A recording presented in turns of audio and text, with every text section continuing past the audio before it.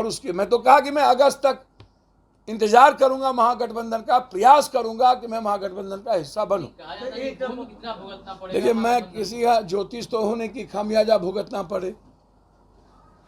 हमको मुद्दे पर भी काम करना पड़ेगा, हमको नेक टू नेक भी काम करना पड़ेगा, आंदोलन भी काम करना पड़ेगा, हमको अभी अहंकार को भी निकालना पड़ेगा। खामियाजा क्यों भुगते या भुगतने की बात हम करें भाई? हमें 6 जात 7 जात आप गठबंधन करिए, लेकिन सरकार में मैं हूं, हमें मुद्दों पर भी काम, आम आदमी के नेक टू नेक विकासों के लिए भी हमको काम करके हमें जीत हासिल करनी पड़ेगी। और उसमें मैं हमेशा रहा हूं कि लोगों के मुद्दों के साथ मैं खड़ा रहा हूं। मुद्दे पर यदि बात होगी तो पप्पू यादव से ऊपर कोई नहीं है। यदि संघर्ष और लाठी पर बात होगी तो पप्पू यादव से ऊपर कोई नहीं है। बहुत क्लियर है। खामियाजा क्यों भुगतना पड़ेगा भाई? निश्चित रूप से अहंकार को निकालकर 2024 की लड़ाई में नेक टू नेक सीट पर बात करनी चाहिए। और उसकी मैं तो कहा कि मैं अगस्त तक इंतजार करूंगा, महागठबंधन का प्रयास करूंगा कि मैं महागठबंधन का हिस्सा बनूं। बूंद-बूंद तालाब भरता है सर, मैंने तो बूंद-बूंद तालाब भरता है, मैंने ये प्रयास क्यों नहीं कर रहा है महागठबंधन? सर, वो तय करेंगे कि उनका भी बात, राजा की बात हम ही बता दें। आप हमको, मैं महागठबंधन से इतना ही कहूंगा कि निश्चित रूप से किश्ती मंत्री सबकी वैल्यू है तो किश्ती की भी वैल्यू है। यदि फील्ड की मंत्री की वैल्यू है तो किश्ती की भी वैल्यू है। जो काम करे सुई क्या करे तलवार, दशमलव की भी वैल्यू है, कोमा हैपन डैपन की भी वैल्यू है। राजनीति में छोटी छोटी ताकतों को साथ लानी पड़ती है, जिसकी आइडियोलॉजी एक समान मिलता है।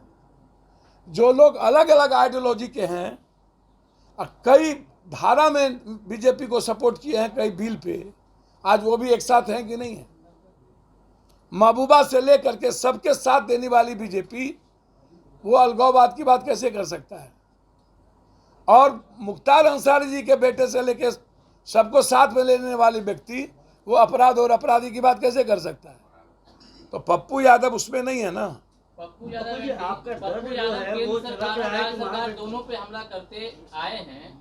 पप्पू यादव केंद्र सरकार और राज्य सरकार दोनों पे हमला करते आए हैं जनहित के मुद्दों को लेकर। सर, क्या यही कारण है? देखिए, मैं व्यक्तिगत, मेरा हमेशा संबंध नीतीश जी के आचरण विचारों से रहा है। हमेशा लालू यादव जी के संघर्ष और सामाजिक न्याय के साथ मैं खड़ा रहा हूँ। मैं, हर आदमी अपनी सरकार में रह करके भी अपनी बात रखता है कुछ न कुछ मुद्दों पर। जैसे मैं बहुत क्लियर हूँ डोमिसाइल मुद्दों को लेकर के, यह कानून बननी ही चाहिए शिक्षक के सवाल पर।